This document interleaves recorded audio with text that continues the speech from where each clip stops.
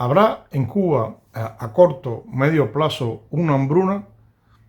Personalmente creo que es un poco difícil, que es un poco complicado. No imposible, ¿eh? Pero si sucediera esto, Dios quiera que no, sería más bien a medio largo plazo. Si bien es cierto que los cimientos, la base para que esta desgracia acontezca, evidentemente está plantada en el alma de la nación, en el suelo de la isla. Sin embargo, las circunstancias actuales, si bien no son para decir que hay una hambruna, tampoco son para tirar cohetes de alegría ni para festejar nada. De hecho, no hay nada que festejar. Estaba leyendo recientemente que cerca del 9%, personalmente, desde mi opinión, y teniendo en cuenta la poca transparencia o la nula transparencia, el hermetismo y la poca facilidad para acceder a datos oficiales cubanos en casos de que existan estos datos ya no oficiales sino actualizados, yo tiendo a discrepar.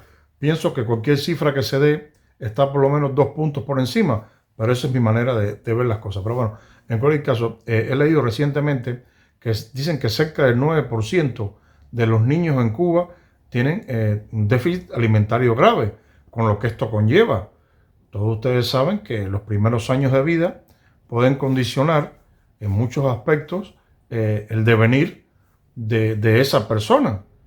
Ustedes saben que la personalidad, vamos a hablar en este caso de la personalidad o la psique de un ser humano, tiene su origen no solamente en características propias o hereditarias de esa familia, de esa persona, de sus padres, sino también de la educación que recibe, del trato que recibe en los primeros años de vida, y eso va condicionando, independientemente de sus características propias que usted traiga ya de serie, eso va condicionando el futuro de esa persona en muchos aspectos.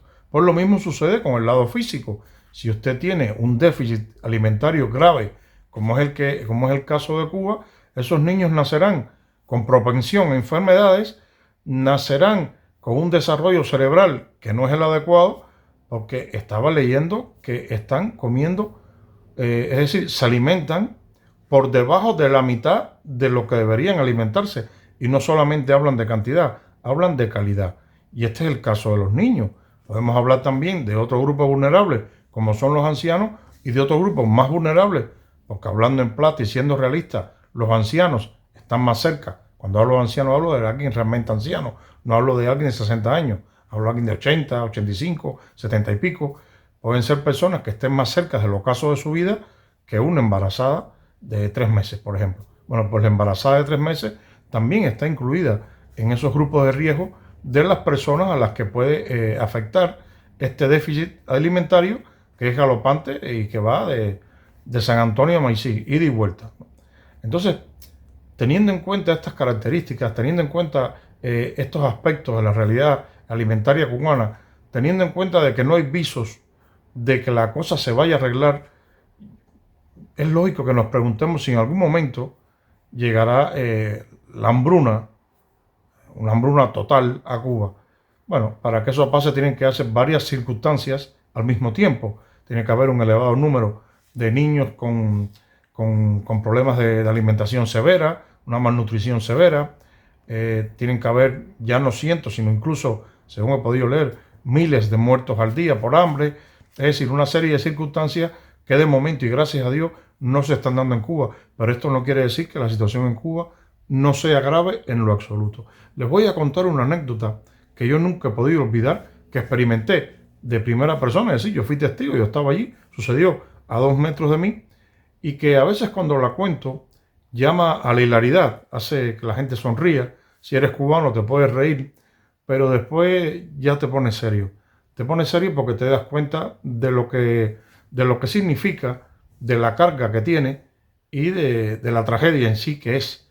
A pesar de que sucedió en una época en la que algunos decían que la cosa no estaba tan mala, que incluso se vivía bien. Yo tenía, era primero de los 80, yo tendría 10, 11 años, y me había operado recientemente la garganta. Operé la garganta, entonces, bueno, pues había ido a consulta de revisión y tal. Creo que era el hospital el pediátrico del Cerro, Damas Católicas, creo que era el nombre con el que se conocía antiguamente, antes de la Revolución, y bueno, mi familia lo conocía como el de las Damas Católicas.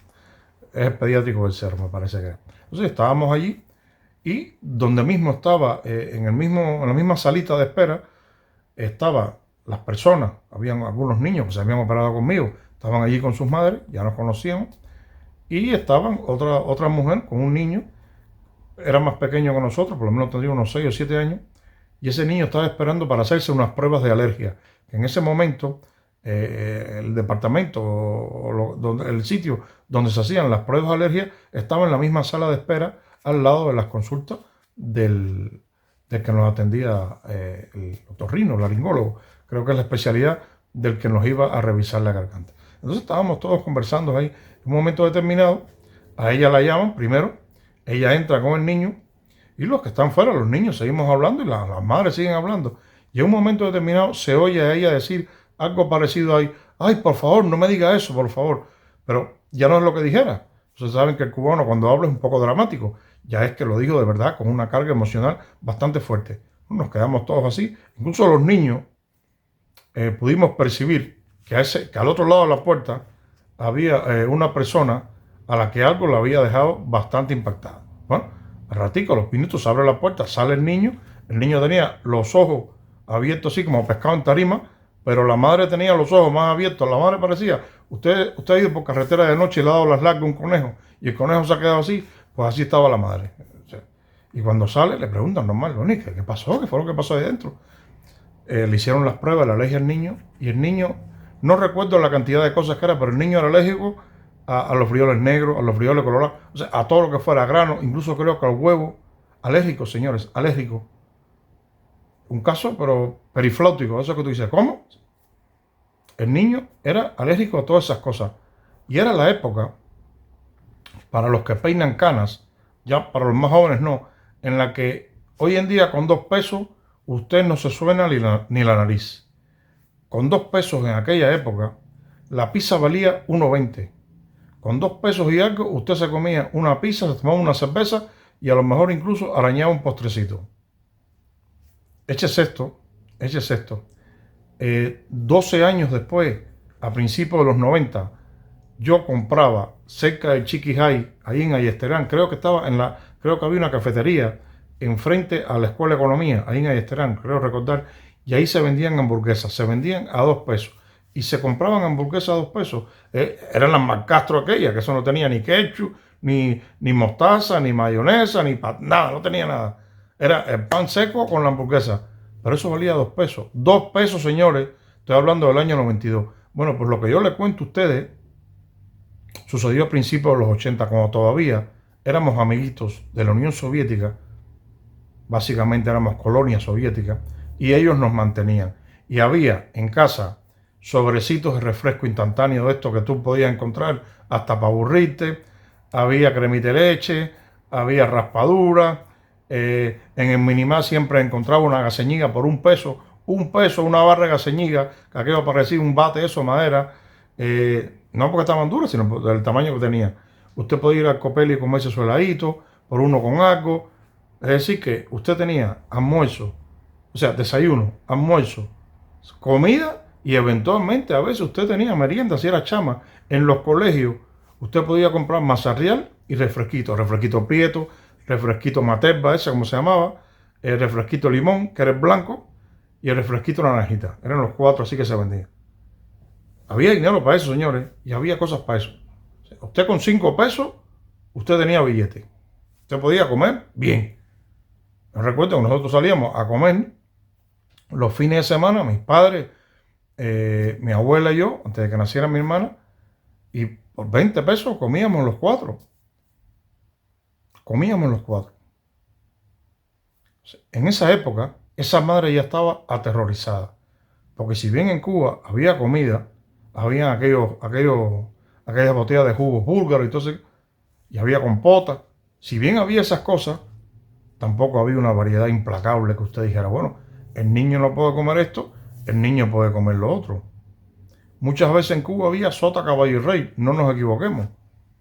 Acuérdese que la carne la veíamos de vez en cuando, a no ser que tuviéramos algo de dinerito y conociéramos al carnicero adecuado. Y entonces ya la podíamos ver un poquito más. Y pollito y cosas esas. Pollito por la dieta y cosas esas. Entonces, si eso en aquella época ya daba miedo, imagínense en los 90. En los 90, cuando todavía usted podía comer algo por 2 pesos, usted podía sentir un poquito de terror, porque en los 90 tuvimos la sensación de que iba a haber hambre. Ahora, imagínense ahora las posibilidades de que una hambruna llegue a Cuba. Yo digo que sí, ¿cuándo? Pues no lo sé, porque en Cuba todo es de pronóstico reservado. Puede ser en un año, si es que aquello dura un año, puede ser en 6 meses, no tengo ni puñetera idea. Pero yo recuerdo perfectamente que aquella madre se quedó, pero ya te digo, se quedó como un conejo cuando le dan las lacas en la carretera, y una de las que estaba allí la cogió del brazo. Eso se quedó, eso es anecdótico de mi familia. La cogió del brazo, la echó, la aló hacia ella y le dijo: tienes que irte para Yuma, bajito. Porque en aquellos años, Mariela había estado casi un año antes. Decir tienes que irte, eso era candela. Y la tipa le dijo: tienes que irte para Yuma. Fíjense esa mujer, que no era la madre de ese niño, cómo vio la cosa. Que le dijo: tienes que irte para Yuma. Y la otra así con la cabeza, se despidió y se fue. Nunca más supe de ese niño, nunca más supe de esa mujer. Evidentemente, son esas cosas que a veces pasan que uno no deja de pensar en eso. A veces cuando acontece algo, uno se acuerda de esa anécdota. Yo me acuerdo de esa anécdota con bastante frecuencia. Porque por lo menos, ese niño en esa época podía luchar alguna cosita que no fueran aquellas que le marcaron los puntitos del alergólogo, el doctor de la alergia, que le marcó en la piel. ¿Ustedes saben cómo funciona eso? Te pinchan con diferentes cosas y entonces tú vas reaccionando. Si la piel se pone colorada, es que él es alérgico, más o menos aproximadamente. Eso sucede así.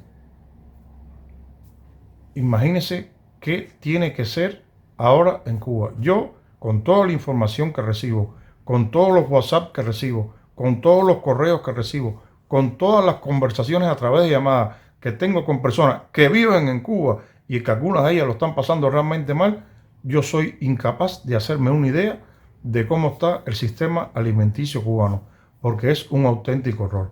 Así que si usted me pregunta que si la hambruna total, esa que tú dices: oye, la gente está en la calle, pero a machetazos por una croqueta. No es una cosa eventual, no es una cosa puntual. No es que hayan discutido porque me empujaste en la cola y me calenté, me engorilé y saqué una chaveta y te metí 2 puntazos. No, no, no, no, no. No se trata de eso.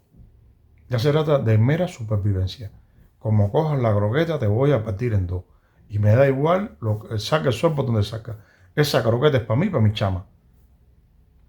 Cuando eso pase, que no sé si eso va a pasar, pero tengo la sensación de que en cualquier momento pasará, no sé si me van a entender con este galimatías, el horror va a estar servido. Si usted cree que está viviendo algo horroroso, si usted cree que está experimentando algo tenebroso, si usted cree que está inmerso en una realidad diabólica, maquiavélica e infernal, usted no tiene ni idea de lo que puede pasar si esa palabra, la hambruna, empieza con H, acaba con A, tiene lugar en Cuba. Olvídese de arbovirus, olvídese de dengue. Usted va a preferir el dengue a que pase eso.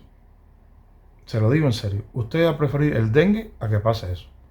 Personalmente, creo que quizás no se llegue a eso. Personalmente creo que la catarsis sucederá antes y las cosas cambiarán antes de que se llegue a ese extremo en concreto. Pero como aquello es Cuba, insisto, como ya dije antes, como aquello es Cuba, todo, absolutamente todo, es posible. Incluso que esa palabra que empieza con H y que yo reitero que en ese juego de los caos, que es el de poner las letricas hasta completar la palabra, Cuba ya tiene escrita la H, puede pasar. ¿Cuándo? ¿Cómo? Pero si sucediera, usted tiene que calcular, como ciudadano de Cuba, como pueblo que se niega a salir a la calle de manera masiva, porque puede haber muertos, que las consecuencias de un fenómeno como este que le estoy describiendo van a ser mucho más graves que un pueblo unido, un pueblo en la calle, suelto y sin vacunar, reclamando su justo derecho, el más justo de todos los derechos, su plena libertad, su total y absoluta libertad. Pero eso, como siempre he dicho, está en manos de ustedes. Se me cuidan.